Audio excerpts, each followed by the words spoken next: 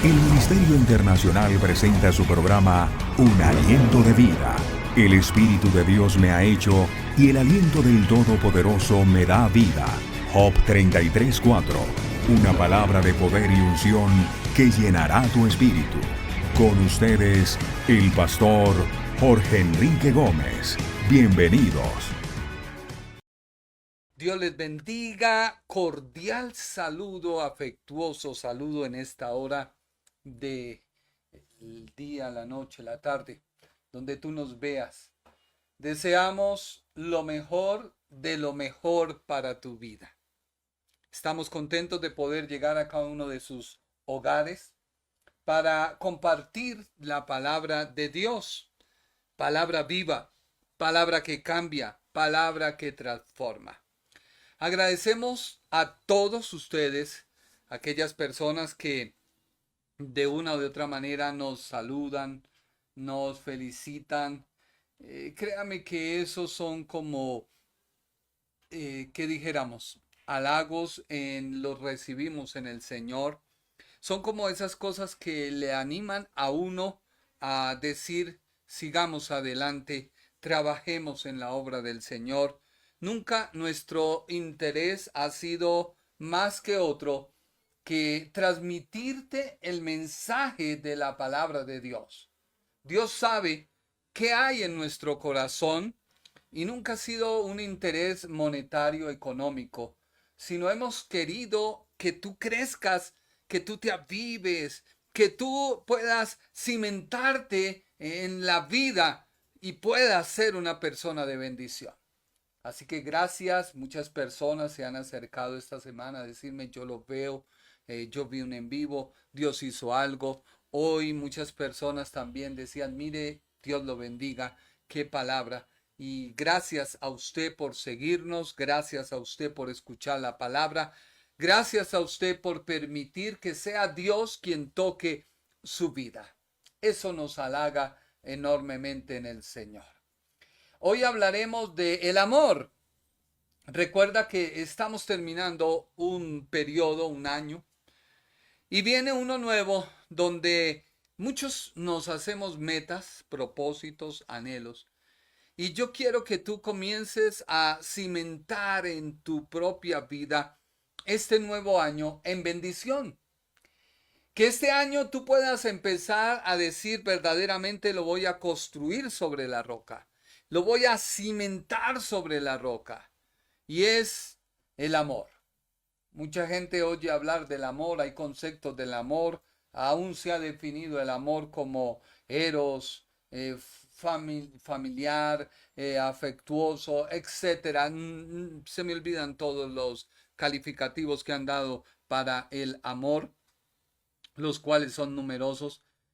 Pero hay un amor que es en esencia lo que es el amor. Y ese amor difiere, miremos acá los diferentes clases de amor que hay. Gracias a Dios por la tecnología.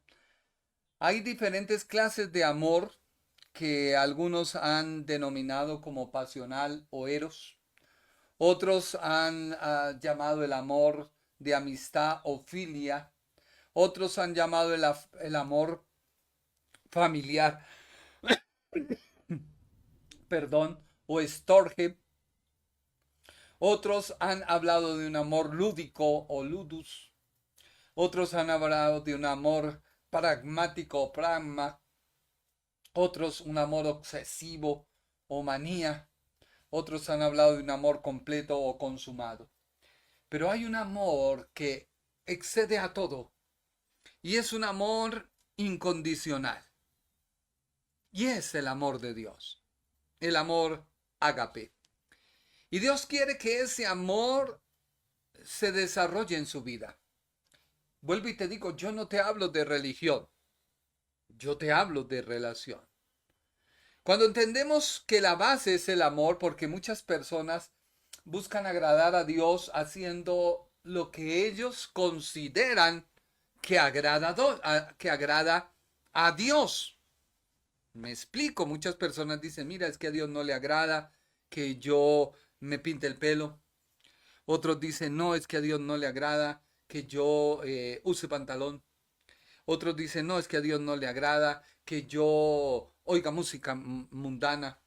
Otros dicen, a Dios no le agrada que yo no vaya el domingo. A Dios no le agrada que yo no haga esto. A Dios no le agrada que haga aquello. Y déjeme decirle que olvidamos lo que realmente es primordial. Yo le oraba a Dios esta tarde y le decía, Señor, dame un ejemplo que yo pueda transmitir a tu pueblo de lo que verdaderamente es el amor. Y venía a mi mente una ruleta. Si sabemos qué es una ruleta. Dependiendo los años había un carrusel donde los caballitos iban pasando y giraban. Y uno pensaba que era el caballito que subía y bajaba. Y en cierta manera sí. Pero hay algo detrás de eso que lo hace subir y bajar. O sea que en sí el caballito no es el que sube ni baja. Es un motor. Así que esta ruleta gira. Y la gente la ve girar. Y dentro de la ruleta está el amor. Entonces la gente dice, mire cómo la ruleta gira en torno al amor. Y todos creen que la acción la tiene la ruleta. Pero déjame decirte que la acción no la tiene la ruleta.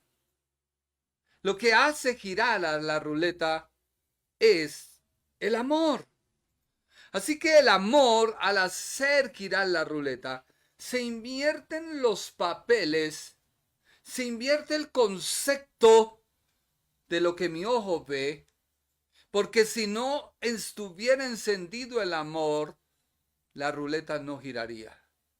Porque la ruleta no es la que hace girar el amor. El amor es el que hace girar la ruleta. Tú tienes que entender que el amor es el eje que hace girar todo el engranaje. Entiéndelo. El amor es el que hace girar el engranaje. Mire lo que dice la Biblia en Juan capítulo 14, versículo 23. Juan 14, 23. Dice la Biblia, respondió Jesús y le dijo, el que me ama, mi palabra guardará, y mi Padre le amará. Y vendremos a él y haremos morada con él. Vuelvo y te digo, el que me ama, mi palabra guardará.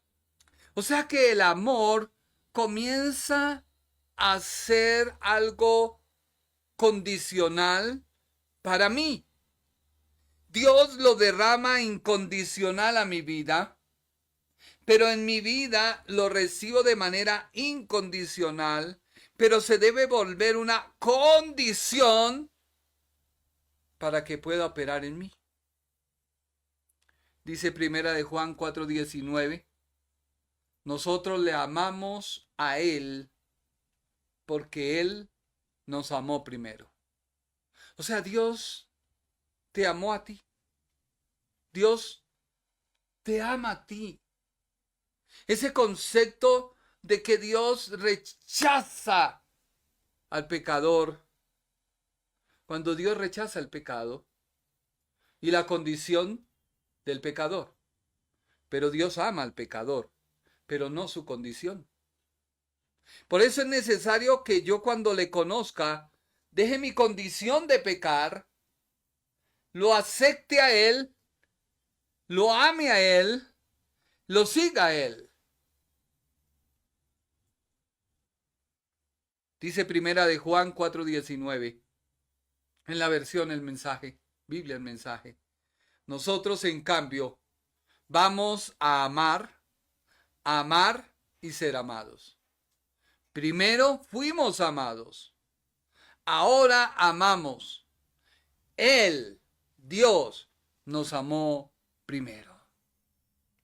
Por eso debemos entender que el amor abre la puerta para que Dios venga a tu vida. Si no hay amor, no se puede abrir la puerta. Dice la Biblia en Juan 3:16, porque de tal manera amó Dios al mundo, que ha dado a su Hijo unigénito, para que todo aquel que en él crea no se pierda, mas tenga vida eterna. Mira que Dios anda en busca del pecador, no el pecador buscando a Dios. No hay nadie que busque a Dios. Dios busca al pecador. Dice Romanos 5:5, y la esperanza no avergüenza, porque el amor de Dios ha sido derramado en nuestros corazones por el Espíritu Santo que nos fue dado. Así que la Escritura condicionalmente usa al amor como la expresión de Dios para que el hombre se reconcilie con Dios. A uno le duele cuando escucha a personas haciendo sacrificios para que Dios les dé algo. Y me duele porque en esos sacrificios mucha gente se ha perdido. Porque termina el sacrificio y no lo obtuvieron y creen que Dios es un Dios mentiroso. Y por eso vemos tanta gente que anda vacía, que se acercaron a Dios porque se les prometió que Él les sana, porque se les prometió que Él liberta, porque se les prometió que esto, y no lo obtuvieron porque ellos se acercaron a Dios por sentimiento y no porque se les habla la verdad. El hombre necesita reconciliarse con Dios. Yo, tú, toda la humanidad necesita reconciliarse con Dios. Si no nos reconciliamos, no estamos nada y nos vamos a perder. Tú puedes tener una enfermedad y no ser sano y mueres y has recibido a Cristo, te vas para el cielo. Y alguien dirá, pero entonces, ¿usted está negando la sanidad? No. Te estoy diciendo que si estamos en relación con Dios, no por sacrificios, no por nada, Dios es tan poderoso que nos sana. Hay una parte en la Escritura que dice que la prueba nos hace madurar, que la prueba nos hace fortalecer, que la prueba nos hace sacar lo más valioso de nosotros para que brille y muestre al mundo que hay solución para la prueba. Esto no lo puede decir el mundo. El mundo no puede decir, yo tengo la esperanza de que en medio de este cáncer Dios me sana. El mundo no, el mundo anda buscando el mejor médico, el mundo anda buscando el mejor especialista, el mundo anda buscando la mejor medicina. Y el mejor médico, el mejor especialista, la mejor medicina es Jesucristo. Pero si no nos acercamos a Él con un corazón sincero, lleno de amor, con un corazón compungido, lleno de amor, tu actitud está contraria. Por eso el amor abre la puerta para decir, vendremos. ¿Por qué el que me ama, dice nuestro versículo, el que me ama, mi palabra guardará? Porque solamente la palabra,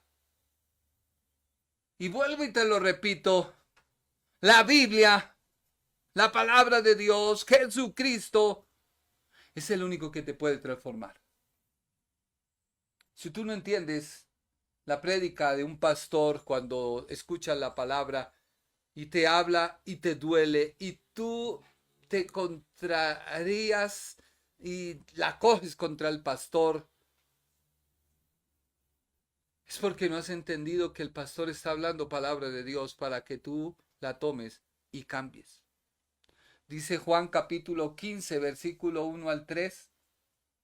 Yo soy la vid verdadera. O sea que hay vid falsas.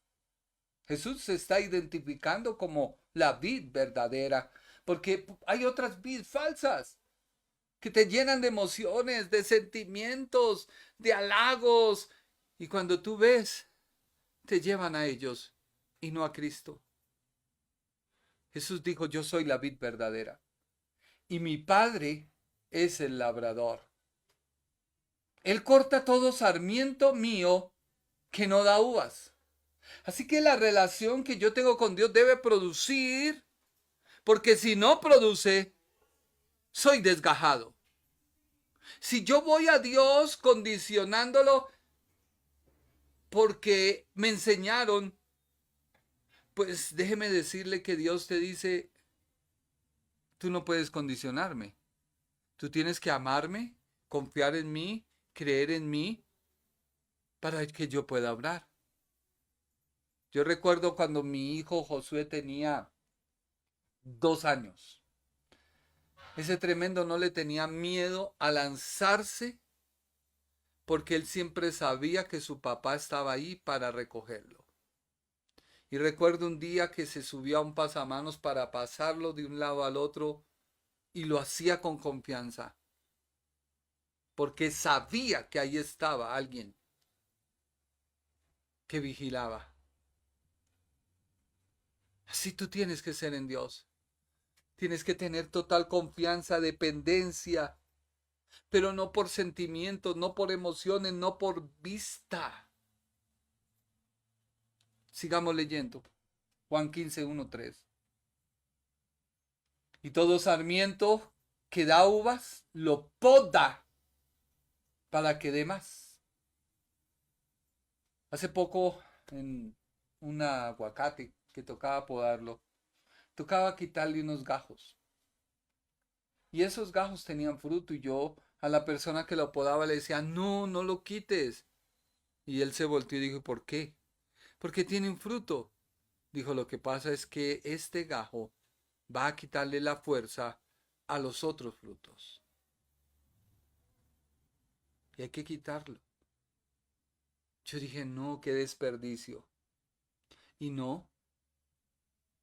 Él me dijo, te voy a mostrar uno que no se poda. Todos los frutos pequeños y al que podaron los frutos grandes. Eso hace Dios contigo. Entiéndelo, ¿es doloroso? Sí, pero es que Él está ahí. Luego dice la Biblia que cómo nos poda Dios, ya vosotros habéis sido podados por el mensaje que os he anunciado.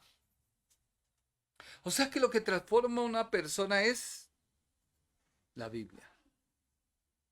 El conocer a Dios, el saber que tiene, no el saber que va a obtener por medio de un sacrificio. Es que yo estoy llorando, hermano, porque Dios me va a dar tal cosa. Yo digo, oh, error. Más bien ayuna para que Dios te quite esa incredulidad. Es diferente de hacer mermar mi carne para que Dios se pueda mover. Porque la Escritura dice, vendremos a Él. Ese vendremos a Él es una manifestación del perdón de Dios. Hay cristianos que hoy se sienten pecadores, pero yo digo, ¿cómo te vas a sentir pecador? ¿Porque alguien te margina? ¿Porque alguien te señala? ¿O porque alguien te lo dice? Perdóname. La Biblia dice que si tú amas a Dios y guardas su palabra, dice la Biblia, vendremos a Él. O sea, la manifestación del perdón, la paz de conciencia y el gozo en el Espíritu Santo es lo que viene a la vida de cada creyente. Si tú te sientes pecador porque hiciste algo y te señalan y te dicen, es porque no han leído la Biblia. Porque quien justifica se llama Dios. Quien perdona se llama Dios. Ahora, ¿qué significa que Dios se manifieste a tu alma? Porque lo que Dios hace es renovar tu alma. ¿Por qué? Porque el espíritu es el que recibe la vida de Dios. Dios le da vida a tu espíritu para poderse comunicar. Pero el trabajo en el alma es renovar y transformar. Así que esa manifestación al alma es que el mismo Dios viene como Padre y amigo. Esa es la confianza que Dios da. Ahora, Jesús se manifiesta, sí, y Él viene como el Salvador. O sea que lo primero que viene al hombre una vez ve la cruz es el amor de Dios. Y Dios le dice, yo soy tu Padre. Tú eres mi amigo. ¿Recuerda cuando el Señor Jesús fue levantado del sepulcro? ¿Qué le dijo a los demás? Voy a mi Padre y vuestro Padre. A mi Dios, vuestro Dios. Él no dijo, ya vengo chicos, me voy a presentar al Padre. No. Él dijo, ya hay una relación. Yo soy el Salvador. Yo soy el que me derramé en tu corazón. Yo soy el que te justifico. Y yo soy el que puedo producir en ti por medio de la palabra sentimientos apropiados hacia Dios como tu Padre, como quien te perdona, como quien te restaura, como aquel que te abraza. A veces los demás nos ven como una vasija rota y nos menosprecian. ¿Y sabe qué? Esas vasijas solo necesitan ser tomadas por la mano del alfarero para que las tome y las comience a hacer de nuevo. Así que hay una oportunidad en Dios, hay una oportunidad en Él. ¿Qué tienes que tú hacer? Pues regocijarte. Regocíjate en las perfecciones de Dios y de Cristo. Deleítate en contemplar las glorias de un Salvador que está presente en tu vida. ¿Por qué? Porque recuerda que Dios cambia la condición de un pecador y lo hace por medio de la palabra. ¿Por qué? Porque la condición de un pecador se representa como alguien que se extravió de Dios y de quien Dios se ha retirado. Salmo 58:3 dice, se apartaron los impíos desde la matriz, se descarriaron hablando mentiras desde que nacieron. Dice Proverbios 28:10, el que hace errar a los rectos por el mal camino, él caerá en su misma fosa, mas los perfectos heredarán el bien. Ezequiel 14:11 dice, para que la casa de Israel no se desvíe más en pos de mí, ni se contamine más de todas sus rebeliones, y me sean por pueblo, y yo les sea por Dios, dice Jehová el Señor. Por eso alguien que no recibe a Cristo como Salvador, que estudia su palabra, no puede decir que tiene una relación con Dios. No puede decir que Dios le oye. No puede decir que Dios le escucha. Porque Dios no oye al pecador. ¿Por qué? Porque el pecado aleja a la persona de Dios. Efesios 2:12 dice, en aquel tiempo estabais alejados sin Cristo, alejados de la ciudadanía de Israel y ajenos a los pactos de las promesas, sin esperanza y sin Dios en el mundo. Isaías 1:4 dice, oh gente pecadora, pueblo cargado de maldad, generación de malignos, hijos depravados, dejaron a Jehová, provocaron a ira al Santo de Israel y se volvieron atrás. Y algo peor, cuando tú no tienes a Cristo, tu entendimiento está entenebrecido. Tú puedes decir 1000 cosas, puedes hasta leer, hasta puedes oír, hasta puedes recitar, pero tu mente no ha procesado el orden, cómo Dios te da las cosas. Y entonces no la recibes y te sientes marginado. Y eso no es así. Dios es un Dios que provee. Dios es un Dios que escucha. Dios es un Dios que da. Solamente pedimos, Él da. Solamente queremos, Él lo hace. Y todo tiene un tiempo, sí. De formación, de preparación. Pero vendrá, sí. Porque Dios es fiel y justo y todo lo que Él promete, lo cumple. Pero tenemos el entendimiento para comprender. Tenemos la capacidad para entender.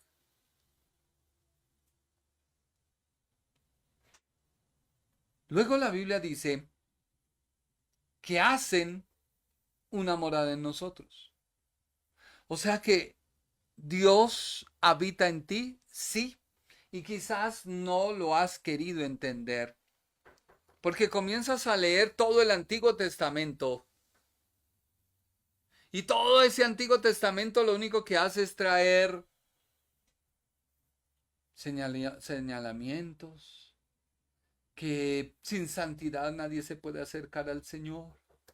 Entonces, para yo ser santo, no me maquillo, tengo la cara lavada, no uso aretes, no uso pantalón, no, etcétera, etcétera, porque el Señor por cualquier lado se enoja. Y déjeme decirle que vuelvo y te repito, eso era un trato. Hoy Dios te dice, tú eres mi templo. Tu cuerpo es templo del Espíritu Santo. Tu templo pertenece a Cristo y estás unido a Él en una sola carne. Alguien dirá, ¿pero de dónde saca todo eso? Pues de la Biblia. Hacer morada es una expresión figurativa que implica que Dios y Cristo no se manifiestan de manera temporal, como cuando venía con Sansón. No. Significa que el cristiano tiene el privilegio de disfrutar la presencia continua de Dios. ¿Cuántas personas llevan a Dios y a Cristo anulado en su propio cuerpo porque no leen la Biblia? Porque no cambian su mente, no la renuevan, no la transforman. Y la gente cree que es que solamente se ora y Dios viene. La gente cree que solo en la iglesia cuando tú vas, el Señor viene. La gente cree que cuando tú haces X, el Señor está. Hermanos, vamos a invocar al Señor. Y todos levantan sus manos. Oh Señor, Dios Todopoderoso. Oh Dios de Abraham, de Isaac, el Eterno, y empiezan a usar su terminología, creyendo que por eso Dios les va a decir, sí, la estás usando bien. Ojo, que pronunciaste mal la S. Déjese de tonterías. Dios es Dios, punto. Hay gente que, Yeshua, Chamasía. No, Él es Jesús de Nazaret. No es que yo lo conozco así, soy colombiano. Ya en cada país lo llaman por su nombre. Él es el Dios. Y cuando la gente cree eso, viene el Señor. Entonces se da el privilegio de irse a la taberna creyendo que Dios no va. Es que Dios va contigo. Pero cuando tú entras a la taberna, Él se apaga, se entristece. Dice, este no me ama, no ha entendido mi palabra. Ay, perdóname, Señor, no vuelvo a caer, por favor, Señor, tú sabes que soy débil, Señor. Señor, no, vea la palabra, entiende lo que eres. Y si te dan ganas de la taberna, dile, no, un momento, carne, aquí viene el Espíritu Santo, aquí está Dios, Cristo, el Espíritu Santo, y ellos no son de una taberna. Y no entras.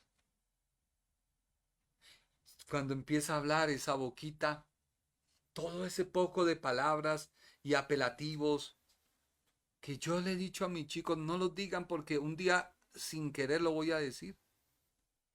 Ya no se llaman por su nombre, sino hola M. Y el otro, hola no. Y donde tú vas en la calle, no, pues escuche no sé qué. Y uno, pero esta gente no sabe. Y algunos cristianos, Señor, perdóname, estoy en proceso de cambio. ¿Cuál proceso de cambio? Tú tienes que entender la palabra y la palabra dice que en ti habita. ¿Eso lo dice la Biblia o no lo dice? Devolvámonos, hijo, para el primer versículo. El que me ama, mi palabra guardará. Y si la guarda, el Padre le amará. Y vendremos a él y haremos morada con él. No está diciendo la Biblia que la morada de Dios es en el cielo. No. Tú eres la morada de Dios y esa morada será trasladada a su lugar, que es el cielo. Eso es diferente. Esta es mi tablet y yo la cargo para donde yo voy. Y donde está mi hijo sabe que es mi tablet. ¿Y su lugar de cuál es? Pues conmigo. Si mi hijo la coge, le digo, hey, ¿qué pasa, compañero? Así lo miro, ¿qué pasa, hermano? Es mía. Sí, claro, yo se le entrego todo, eso es suyo. Así hace Dios. Tú estás marcado por Él. No creas que Él viene y se va a tu hora si Él viene. No. Eso no es 24 horas, 7 días. Cada acción, cada mirada. Uy, mamacita. No, yo en la casa con eso. No, mi hermano. En la casa tenemos lo mejor que Dios nos ha dado. Vuelvo y te digo. Se establece la residencia de Dios, de Cristo y el Espíritu Santo en el corazón como su morada, como templo apropiado para su morada. Mire lo que dice 1 Corintios 3:16. 1 Corintios 3:16 dice, ¿no sabéis que sois templo de Dios y que el Espíritu de Dios mora en vosotros? Eso dice 1 Corintios 3:16. Léelo, ahí está. ¿No sabéis que sois templo de Dios y que el Espíritu de Dios mora en vosotros? Entonces, cuando usted sale olímpicamente con sus groserías, ¿qué está diciendo el templo de Dios? ¿O no eres templo todavía? ¿O no has entendido cómo es que se ama a Dios? A Dios no se ama por lo que yo haga. Señor, hoy no oré. Señor, no oré. Tú ya no me quieres. Y el Señor le dice, pero ¿se embobó o qué? Todo lo que tú hagas tiene que ser una adoración a Dios. Ahora, no estoy diciendo que tú no te arrodilles a orar. Tienes que hacerlo. Ahora que la Biblia, tienes que leer la Biblia. Ir a la iglesia, claro, porque no es que todos los santos, todos los templos se reúnen en el lugar donde se ha destinado para que los templos vayan. Porque Dios prepara a alguien para que les dé palabra, para que les dé los nutra, les dé alimento. Mire lo que dice 1 Corintios 6, 19. ¿O ignoráis? 1 Corintios 6, 19. ¿O ignoráis que vuestro cuerpo es templo del Espíritu Santo, el cual está en vosotros, el cual tenéis de Dios y que no sois vuestro? 2 Corintios 6, 16.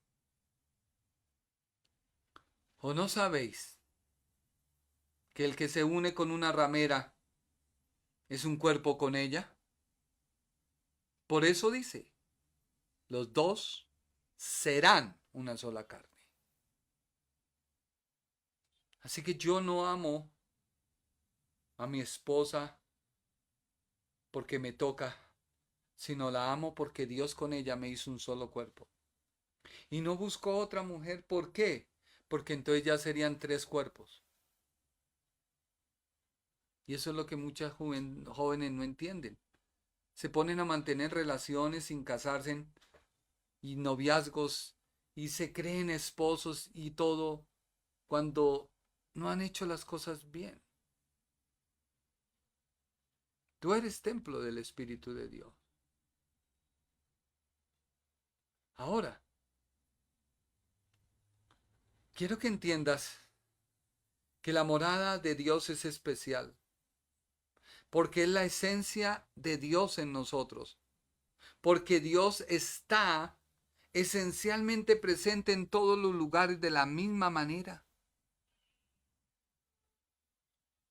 Por eso entiende Juan 14, 21. Dice la Biblia, el que tiene mis mandamientos y los guarda. Acuérdate que un mandamiento es una ordenanza. ¿Dónde están las ordenanzas? Para nosotros, en el Nuevo Testamento. En el Nuevo Testamento. Recuerda que los evangelios son una transición entre el Antiguo y el Nuevo, pero pertenecen más al Antiguo Testamento, porque Dios está tratando con Israel y su mensaje era Israel.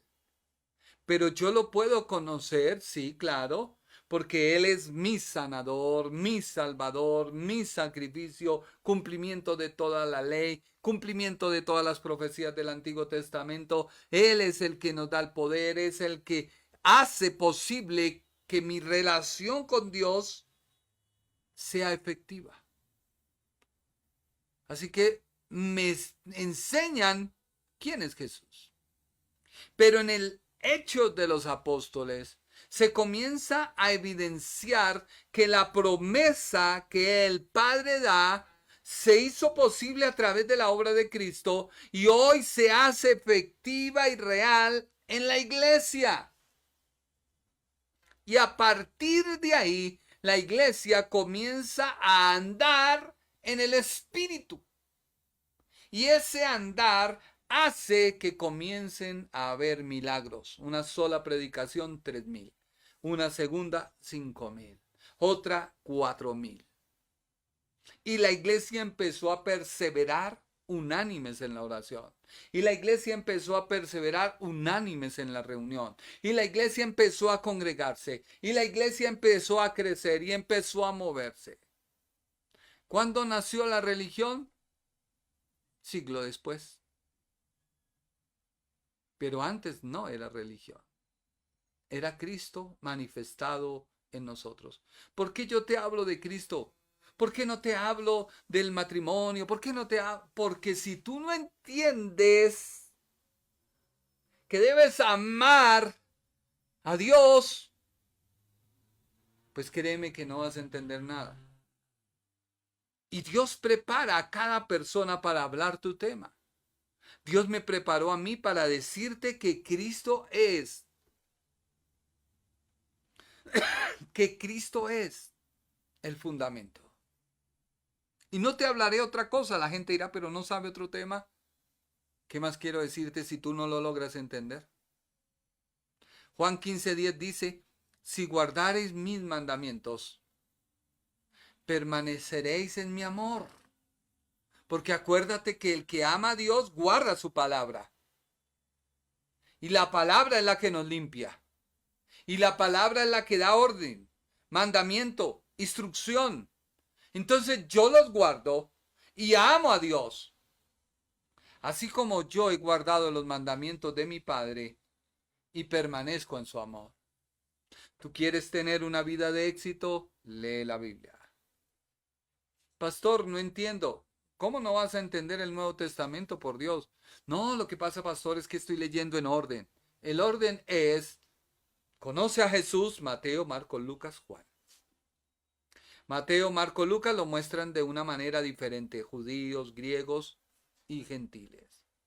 Y Juan lo muestra a la iglesia. Luego, quien conoce a Cristo empieza a moverse bajo el Espíritu Santo, Hechos de los Apóstoles. Y quien se mueve bajo el Espíritu Santo empieza a renovar su mente, a transformar su alma, y empieza con Romanos, donde se muestra que todo el mundo está bajo maldición. Toda la raza humana.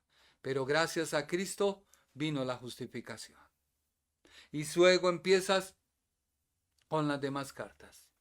Y cada una comienza a decirte qué debes dejar, qué no debes hacer.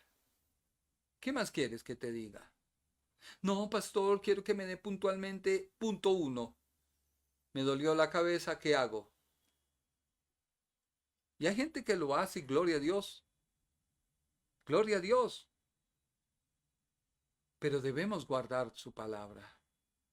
Porque hay una naturaleza en el hombre. Y esa naturaleza se desfiguró.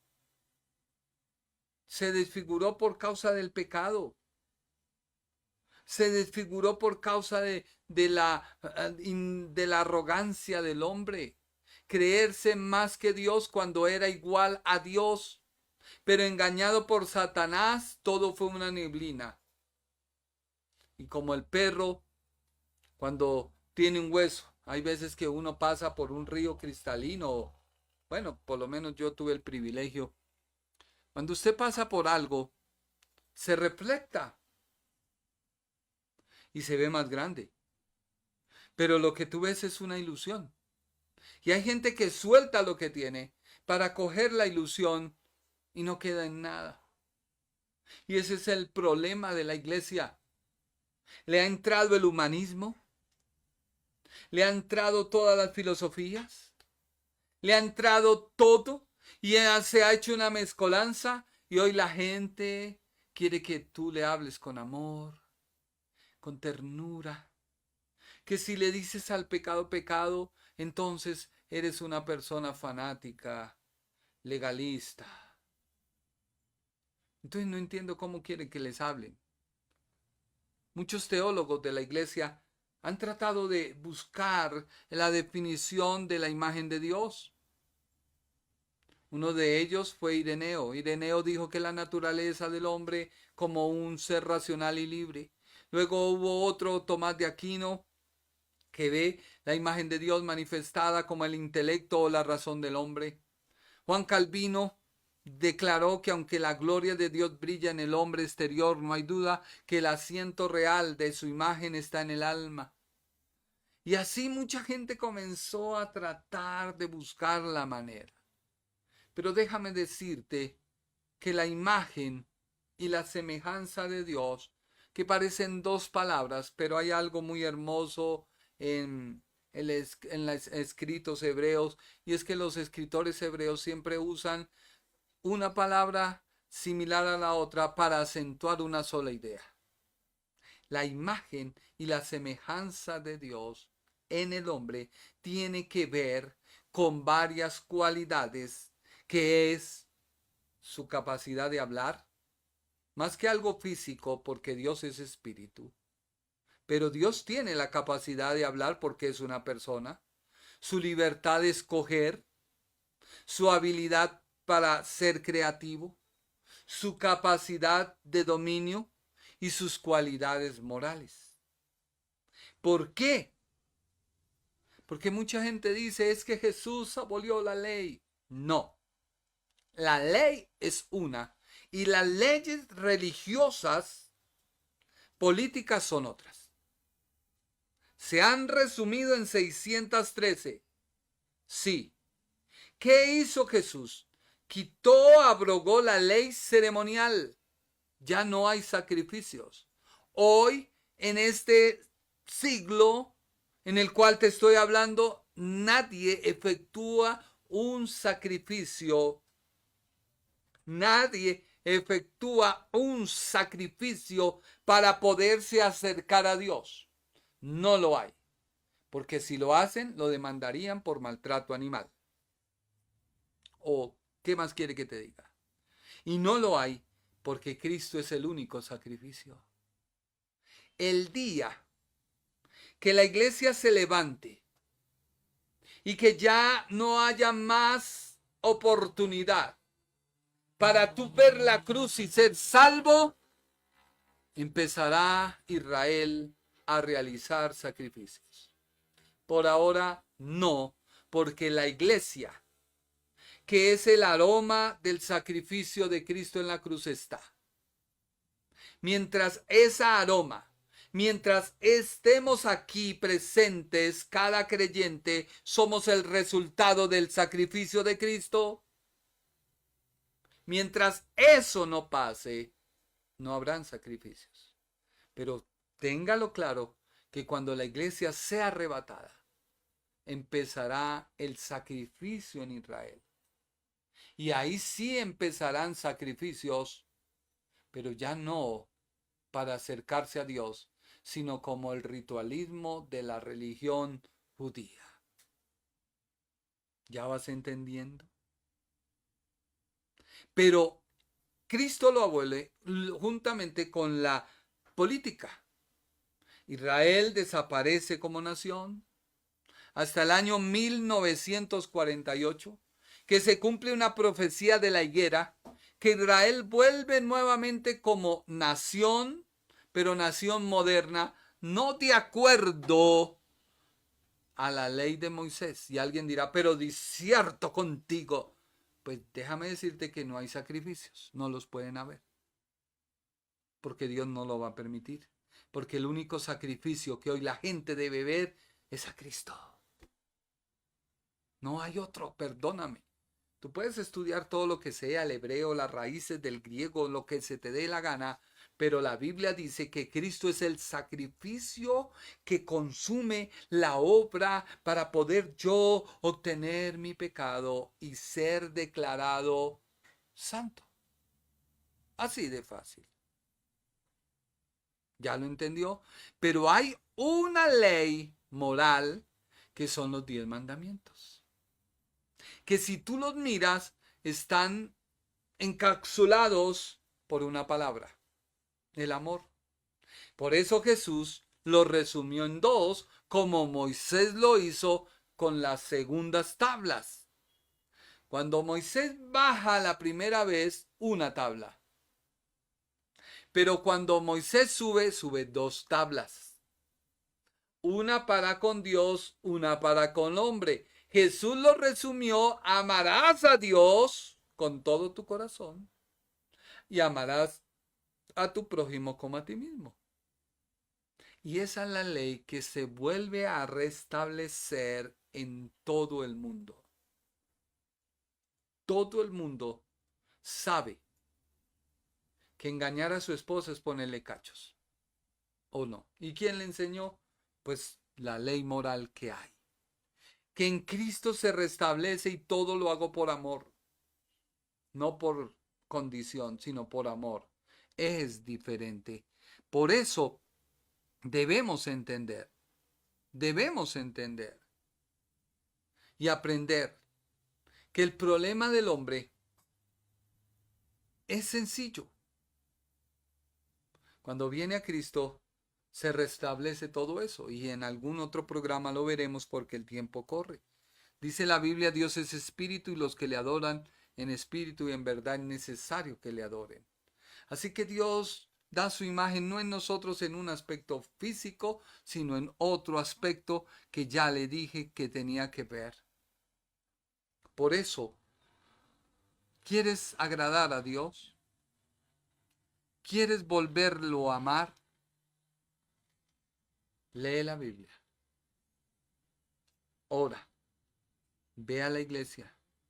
Ayuna, pero no para obtener algo, sino porque necesito yo, como el templo, limpiarlo, santificarlo, decirle a mi alma, porque vuelvo y te digo, yo soy santo por la obra de Cristo, pero debo hacer una santidad práctica en mi vida, no de sacrificio, sino de andar por lo que Él hizo en la cruz. ¿Sí me estoy haciendo entender? O sea, no voy a obtener la santidad porque ayuné. No voy a obtener la santidad porque oré 5 horas. No.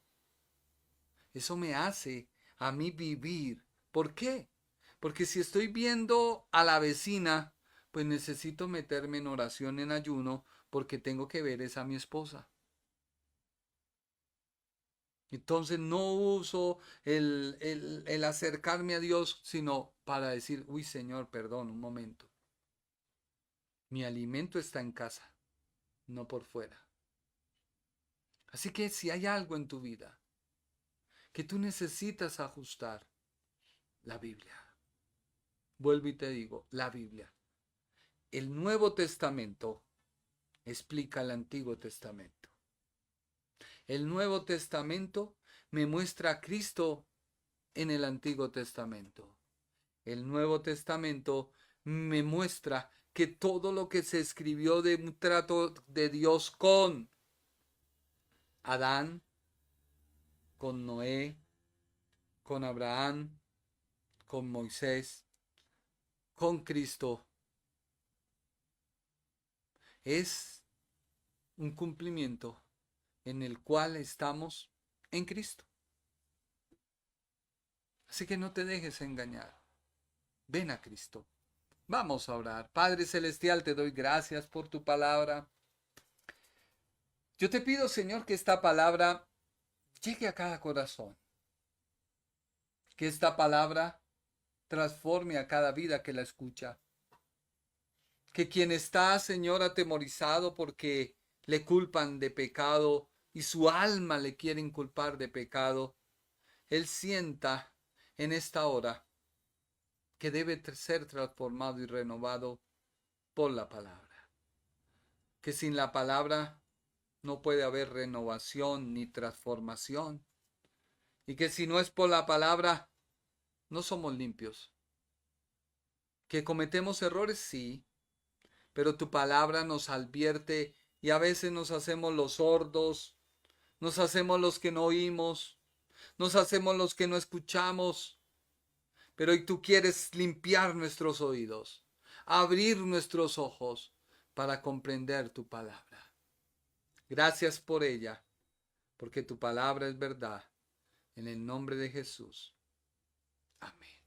Gracias por tu tiempo y que Dios te bendiga.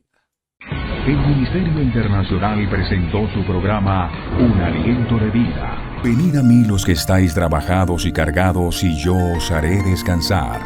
Mateo 11:28. Un aliento de vida. Una palabra de poder y unción que llenará tu espíritu.